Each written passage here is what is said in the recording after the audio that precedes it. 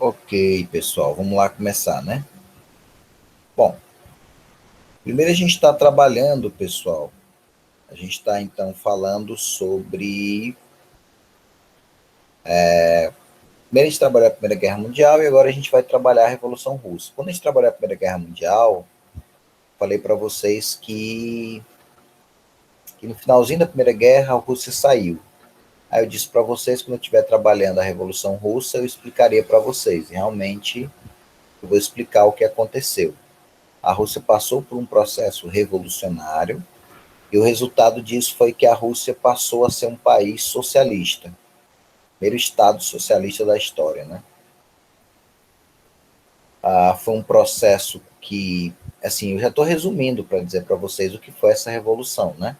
É exatamente esse processo de transição de uma Rússia capitalista atrasada para uma Rússia socialista que vai experimentar um processo de grande crescimento econômico. A experiência da Revolução Russa foi extremamente marcante, não somente na Rússia, como também no mundo, porque a Revolução acabou influenciando o resto do mundo. Então, as pessoas foram também motivadas com essa ideia de você sonhar com um mundo melhor. Foi exatamente esse o grande ideal da Revolução Russa. Foi aquela questão de você pegar exatamente aquele modelo de socialismo do Karl Marx e a tentativa de colocar ele em prática. Podemos dizer que eles até conseguiram colocar em prática, mas em partes, né? Porque sempre vai ser uma interpretação deles, né? Cada um deles vai dar uma interpretação do pensamento de Marx e vai implantar a sua maneira, né? Então, na verdade, a gente vai ter versões do socialismo, né? Por exemplo, aqui nessa primeira imagem, vocês estão vendo a figura do líder, um dos grandes líderes da Revolução Russa, que foi o Lenin, né? Vocês estão vendo aí, e ele exatamente vai implantar uma perspectiva dele. E posteriormente a gente vai ter uma versão do outro líder, que é o Stalin, e assim, bom, e assim vai se seguir. Uma experiência até longa, foram mais de 60 anos de experiência de socialismo na Rússia, e no resto do mundo está durando também bastante. A gente tem alguns países do mundo, como por exemplo a Coreia do Norte, Cuba, por exemplo, China, né? Vietnã, que tem essa experiência ainda do socialismo. Mas o socialismo nesses países ele é muito mais política do que econômica. Ok? Claro que o ideal pensado por Karl Marx abrangia essas duas áreas, né? Mas vai se ter experiência e vai se ver que esse modelo de socialismo, economicamente falando, não parecia ser viável. E não pareceu até hoje, na verdade. Ok? Essa revolução ela começou em 1917, vai se concretizar em pouco tempo, mas aí a continuidade disso vai até 1991, quando há a derrubada da União Soviética e a gente tem uma mudança global, né, a partir daí. Claro que o socialismo ainda continuou sendo uma realidade em alguns países, mas ele não passou a ser uma ameaça mais para os países capitalistas, né? A gente viu que da década de 50 ao início, ao final da década de 80, a gente vai ter um mundo bipolarizado, né? Chamada Guerra Fria. Mas no final da década de 80 para o início da 90, você vai ter realmente uma predominância do modelo capitalista, né? Essa ameaça ela vai se dissipar e a gente vai ter a multipolarização do mundo. Não quero muito entrar em detalhes pela questão do tempo. Ele foi um movimento, sem dúvida nenhuma, liderado pelos trabalhadores, então um movimento popular, né?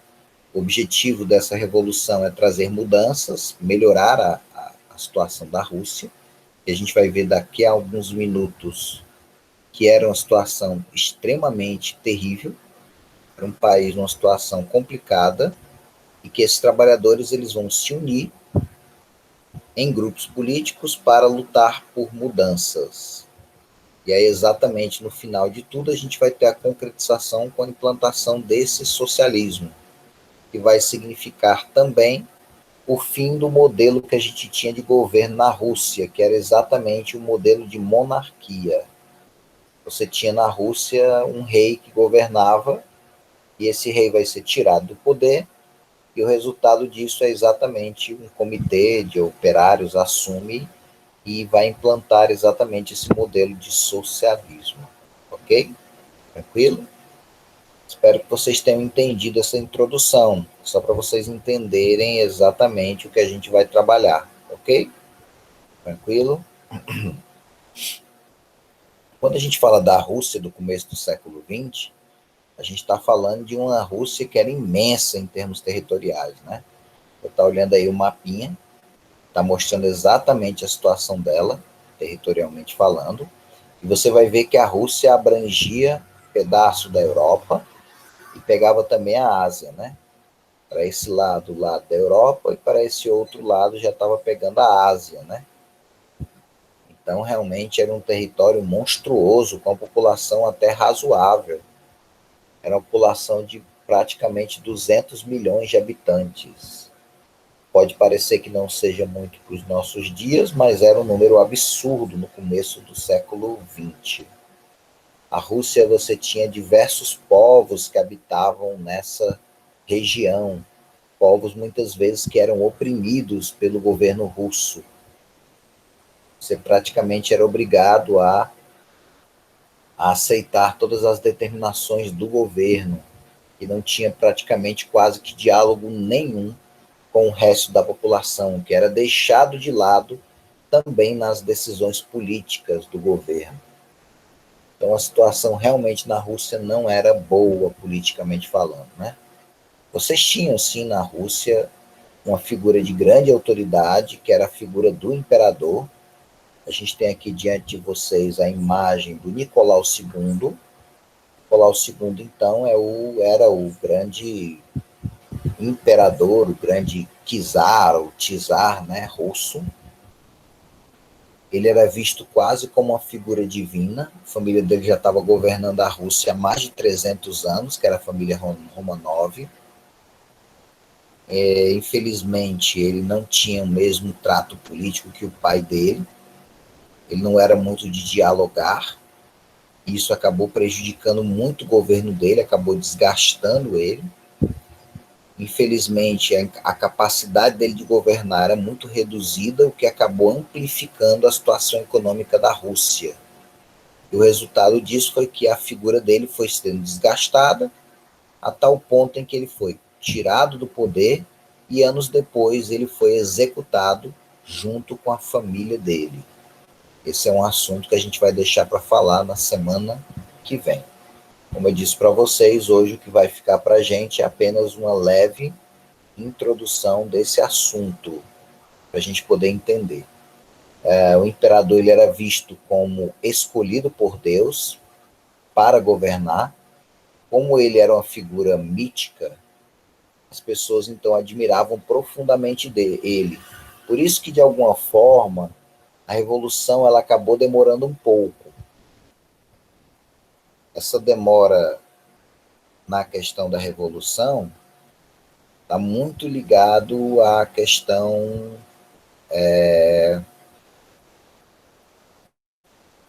dessa imagem assim, mágica que o povo tinha dele, né? Ele precisou fazer muita besteira para que o povo deixasse de acreditar nele, né? E percebesse que realmente ele não era uma boa opção para o povo russo, ok? Essa era a figura desse imperador. Fora isso, a situação da Rússia era calamitosa, né? Praticamente predominava a questão da ruralidade. Tinha cidades, sem dúvida nenhuma, mas as cidades não eram tão fortes nem desenvolvidas. Tecnologicamente, a Rússia ficava para trás em relação aos outros países, utilizando inclusive instrumentos medievais, né? Que reduzia a produção. Uma vez que você reduzia a produção, significava dizer que você tinha muita gente para alimentar e pouca produtividade. O resultado é duas coisas terríveis, né? A primeira é a questão do racionamento, para que as pessoas consigam sobreviver com aquilo que sobrou. E a segunda coisa era aquelas pessoas que não recebiam nada. essas pessoas acabavam morrendo de uma coisa que nós conhecemos, que é a fome, né? Então, uma das marcas na época em relação a isso era a própria questão da fome, né? Uma realidade devastadora que foi enfrentada aí pelos russos, né, dessa época, né? Se você for olhar bem, por exemplo, a imagem, essa imagem ela é uma imagem representativa da fome, né? Você vê o estado das pessoas, é bem calamitoso, né? Então, milhões de pessoas foram mortas por causa talvez podemos dizer assim, da má administração do governo, do mau direcionamento dele, politicamente falando, né? E por condições climáticas também adversas, né? Que acabaram também contribuindo para piorar a situação da Rússia. Eu tenho também a imagem da pobreza, que era uma das marcas muito fortes que você via. Boa parte da população, sem dúvida, boa parte da população vivia numa situação, ó, tu vê aqui, é uma família, tu vê que as crianças, assim, eles têm um número razoável de crianças, mas olha o estado dessas crianças, né? Sem dúvida nenhuma, a situação não é boa alimentar delas, né? Se você vê alguma barriga mais protuberante dela, pode garantir que não deve ser comida, pode ser verme ou alguma doença, né? Então o estado deles era muito ruim, muito precário. Você tinha regiões que tinha alimento, tinha regiões que tinha pouco, tinha região que não tinha nada. Então era uma situação de desabastecimento terrível, que levava exatamente aquilo que eu já falei antes para vocês, o racionamento, né? Aqui a gente tem 3 pessoas que estão se alimentando do mesmo prato, e a gente está vendo que esse prato era para uma pessoa, né? Qual é o resultado? As 3 vão se alimentar, mas ao final elas vão continuar com fome. E esse não era só uma realidade dessas pessoas da imagem, isso era uma realidade da maior parte da população da Rússia na época. Lembrando que esse mesmo imperador e a família dele viviam num luxo extraordinário, né? Eles conseguiam, se alimentavam super bem, né? Estavam bem, né? E o resto da população estava o quê? Sofrendo, né? Então daí você tira que realmente a situação não era boa, ok? Pessoal, era realmente terrível. Então daí você vê que esse contexto ruim vai levar com que as pessoas percebam que é preciso que as mudanças aconteçam. Porque se as mudanças não acontecessem, simplesmente o povo ia morrer, né? Ia ficar numa eterna penúria, né? Então, quando as ideias socialistas chegaram na Rússia, elas, no final das contas, aparecem como uma espécie de refrigério para o resto da população. É visto isso como algo maravilhoso. Então, muita gente vai se agarrar a essa esperança exatamente por causa desse contexto ruim que elas estão vivendo. Junto com isso, você tinha também vários problemas, né? Por exemplo, você não podia expressar sua opinião. Sua opinião era censurada, os jornais, revistas, tudo era censurado pelo governo. Se você tentasse falar algo mal do governo, você poderia ser preso, você poderia ser torturado, você poderia ser executado, enfim, você poderia passar por situações extremamente constrangedoras para você. As pessoas não podiam se organizar para formar partidos políticos na Rússia, foi tacitamente proibido pelo governo russo. Qualquer pessoa que tentasse formar partidos políticos poderia ser perseguido pelo governo. E se você estivesse nas classes mais baixas, você certamente veria que a justiça só funcionaria para os poderosos e você seria deixado de lado na política. Então, esse também é outro ponto que a gente não pode esquecer, né? É uma situação, de novo, extremamente complicada. Engraçado que a Rússia ela vai passar por um processo de industrialização, né? Mas vai ser uma coisa muito precoce e não vai ser a partir do capital da própria Rússia, vai ser um capital de fora. Outros países vão se interessar para criaram algumas indústrias lá na Rússia, principalmente por dois motivos. Primeiro, a população era muito pobre, e aí significava dizer que eles podiam pagar salários baixos. E segundo, era uma população que praticamente não tinha nenhum tipo de proteção, né? Então as leis eram muito poucas de proteção para eles, então significava que eles poderiam explorar bastante essa mão de obra. E acho que podemos colocar uma terceira coisa, que é exatamente a abundância de mão de obra. Então tudo isso contribuiu para que algumas cidades fossem beneficiadas com indústrias, e a gente vai estar vendo que a situação dos trabalhadores não era boa. Eles tinham uma jornada de trabalho muito alta, recebia salários pequenos, muitos acidentes de trabalho e outras coisas que a gente falou que acontecia quando a gente falou da Revolução Industrial, né? Aí, digamos assim, para piorar um contexto não legal da população, ainda surgiu a história do governo russo inventar de entrar em guerra com o Japão. Estava sendo disputado alguns territórios.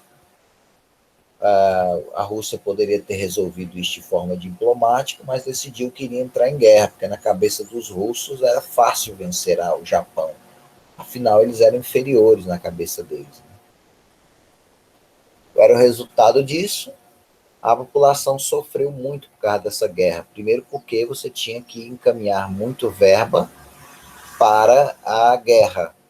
Isso significava você aumentar os impostos, né?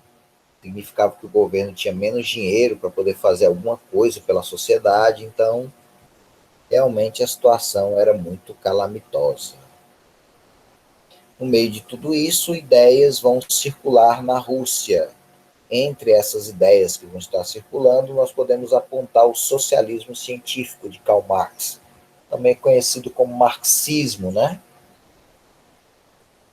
Pela perspectiva de Karl Marx, que a gente vai lembrar do ano passado, de vocês, e o pessoal que de sociologia, a gente já trabalhou esse tema, modo de produção socialista, né? Mas a gente vai fazer um rápido comentário aqui para o pessoal do terceiro G, né? Para a gente tentar relembrar, né? Karl Marx e Engels viveram numa fase que a gente chama de terceira revolução industrial. Foi uma fase muito difícil, trabalhadores sem direitos trabalhistas, trabalhadores trabalhando de domingo a domingo, crianças trabalhando, entre outras coisas terríveis, né? Tudo isso acabou sendo um cenário propício para que pensadores aparecessem, tentando propor uma coisa melhor. Karl Marx percebeu que o capitalismo é um modo de produção voltado praticamente para a exploração, e que a única forma de você mudar essa realidade é você mudar esse modo de produção. Ele propunha, então, um modo de produção baseado no fim da propriedade privada e no fim da desigualdade social. Na verdade, para ele, a desigualdade social iria desaparecer a partir do fim da propriedade privada. É um sistema que propunha que os grandes heróis desse processo de mudança seriam os trabalhadores, os chamados proletariados, e na cabeça de Karl Marx deveriam assumir o poder, serem classe dominante, e a partir daí eles promoverem esse processo de socialização da produção. Beleza? Resultado para Karl Marx era que com esse processo de divisão das riquezas, o que você teria? Você teria o fim, por exemplo, da pobreza, você teria o fim da luta de classes. Para Karl Marx, ao longo da história, a luta de classe é uma marca. Existia luta de classes, por exemplo, na Roma Antiga, existia luta de classe na época do imperialismo, existia luta de classe em todos os momentos da história. Karl Marx acreditava que para acabar com isso, você tinha que acabar com a desigualdade social, havendo o quê? Uma tomada das propriedades e uma distribuição para essa socialização, essa proposta de Karl Marx. Ele acreditava que para isso acontecer, esses trabalhadores eles tinham que tomar o poder e tinham que implantar uma ditadura. Aí você pode perguntar, por que uma ditadura? Porque eles acreditavam o seguinte, que só um governo forte poderia realmente possibilitar a implantação do socialismo e posteriormente chegar numa era sem classe, sem exploração, né? Sem injustiça, que a gente chama tradicionalmente de comunismo, ok? Então, o ideal de Karl Marx, na verdade, era chegar ao comunismo. Eu até comentei para o pessoal na aula lá de sociologia de que, por mais que ele sonhasse com o comunismo, até hoje essa realidade ela não foi bem implantada. A gente não teve um pleno sucesso daquilo que Karl Marx imaginava que se poderia chegar. Esse lema de Karl Marx, né, trabalhadores de todo mundo univos, é exatamente esse ideal de Karl Marx, de que a única forma desses trabalhadores estarem vencendo é eles estarem unidos. Para Karl Marx, essa união vem exatamente quando os trabalhadores eles percebem que eles estão sofrendo de forma comum e que eles têm o poder para mudar essa situação. Eles podem se unir. Para Karl Marx, a união dos trabalhadores é que ia dar força para eles para derrubar a burguesia que estava no poder e eles assumirem e implantar esse processo de revolução. Né? E nós temos uma imagem referente aí ao Manifesto Comunista. Quem quiser conhecer um pouco das ideias de Karl Marx, é um livro bem pequeno. Acredito que se você pegar da internet, dependendo do formato, não pega nem 12 páginas, né? Então, realmente, dá para você ler se você quiser. Você pode ler gratuitamente, está disponível, né? E eu separei 2 trechos para a gente mais ou menos ter uma ideia do pensamento que influenciou os revolucionários, né? Então, eu queria ler 2 trechinhos para você. Trechinhos um pouquinho maiores, né? Olha o que ele diz. Vimos acima que a primeira fase da Revolução Operária, primeira fase, é o advento do proletariado como classe dominante, ou seja, para ele, o primeiro momento é esses trabalhadores assumirem o governo e serem os dominantes. Para ele, quando isso acontecer, vai acontecer o quê? A conquista da democracia. A democracia é um governo do povo para o povo. Então, a única forma que Karl Marx entendia isso era a partir do proletariado. O proletariado utilizará sua supremacia política para arrancar pouco a pouco todo o capital da burguesia, ou seja, ele está tirando toda essa propriedade privada. Para quê? Para haver uma distribuição dela. Para descentralizar todos os instrumentos de produção nas mãos do Estado, que é esse Estado socialista, isso é, do proletariado, organizado em classe dominante, para aumentar o mais rapidamente possível o total de forças produtivas, ou seja, no final de tudo, todo esse capital ele está centralizado na mão do Estado e esse Estado vai coordenar tudo para que essa produção ela aumente. E à medida que essa produção ela está aumentando, vai ter uma distribuição e com isso a situação oficialmente melhoraria. Isso naturalmente só poderá realizar-se a princípio por uma violação despótica do direito de propriedade, ou seja, para Karl Marx, para que isso realmente possa acontecer, é preciso o fim da propriedade privada, é preciso tirar de forma radical toda a propriedade das pessoas, entregar tudo nas mãos do Estado, né? Das relações de produção burguesas. Isso é pela aplicação de medidas que, do ponto de vista econômico, parecerão insuficientes e insustentáveis, mas que, no desenrolar do movimento, ultrapassarão a si mesmos e serão indispensáveis para transformar radicalmente todo o modo de produção.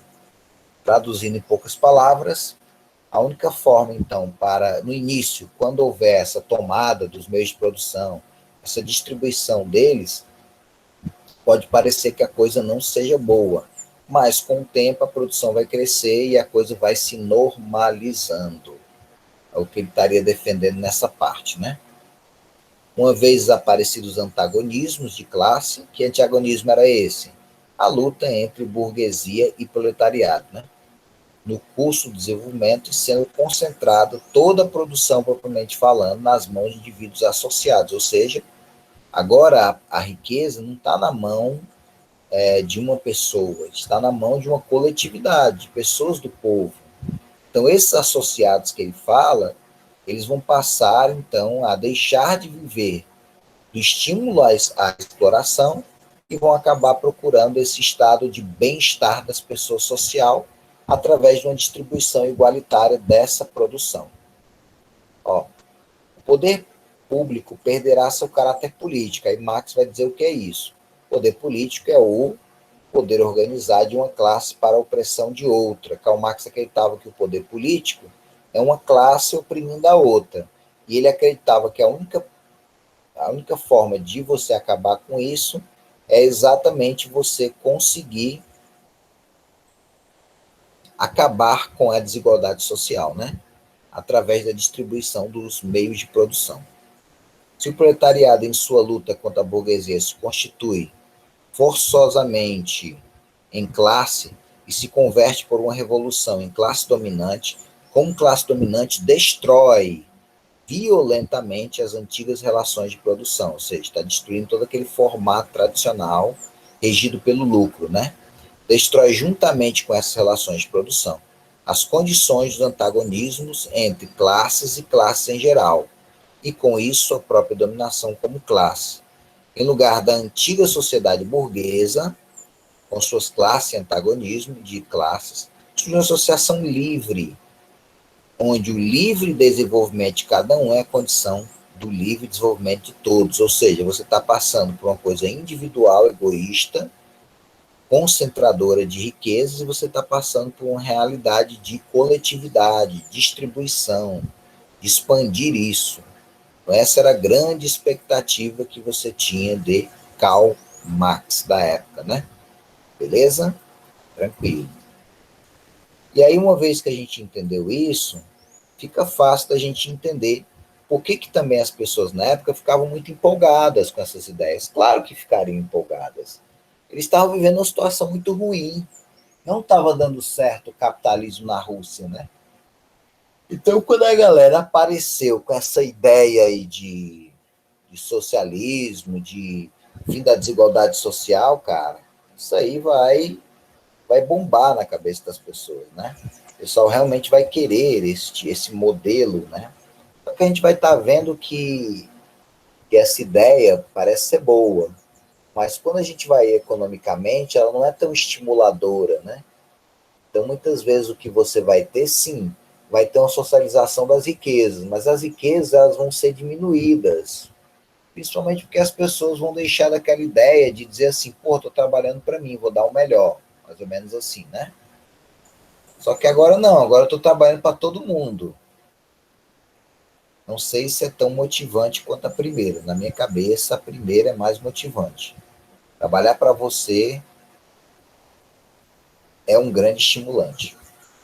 Na hora de trabalhar para as outras pessoas, você pode até ficar estimulada com o retorno que aquelas pessoas vão te dar em sorriso ou alguma coisa do tipo, né? Mas, no geral, as pessoas querem algo para si, né? Elas se sentem muito felizes com isso. Coisa que no capitalismo é possível. No socialismo, nem tanto. Então, o que a gente vai ver como realidade, não só na Rússia, como em outros países, é que a produtividade ela não será tão grande como ela acontece nos países capitalistas. Esse ponto também é importante para a gente poder comentar esse assunto. Ok? Tranquilo? Beleza, uma vez que essas ideias então chegaram na Rússia, as obras de Karl Marx elas foram traduzidas, né? E agora lidas por muitos grupos que começaram a perceber que eles tinham que mudar essa situação. A Rússia também não estava legal, estava na guerra com o Japão. O resultado disso era o quê? Faltava alimento, a gente tinha fome, a gente tinha manifestações contrárias, né? E no meio de toda essa situação de aumento de preço e tal, no meio de tudo isso vai aparecer um partido que vai ser influenciado pelas ideias socialistas, Partido Operário Social Democrata. Esse partido, qual é o objetivo dele? Implantar o socialismo. Claro que o imperador não gostou desse partido e eles foram imediatamente perseguidos. Eles eram ilegais, tá? A Rússia não tinha essa autorização da livre organização, né? Então, esse partido, a galera foi perseguida, alguns foram presos, né? Outros foram expulsos para a região da Sibéria, né? E daí vai, coisas realmente ruins foram acontecendo. E aí, dentro desse partido também surgiu uma divergência. Como implantar o socialismo? Um dizia que tinha uma forma, outro dizia que tinha outra. Por causa dessa divisão de ideias, eles acabaram formando mais dois partidos, né? Esse partido operário social ele vai ser desfeito e vai ficar somente esses dois partidos. A maioria veio para cá e, aliás, a maioria veio para cá, para esse último aqui, e a minoria veio para esse primeiro, né? Menchevique, então, representa a minoria, né? É o significado, por isso foi chamado desse nome, né?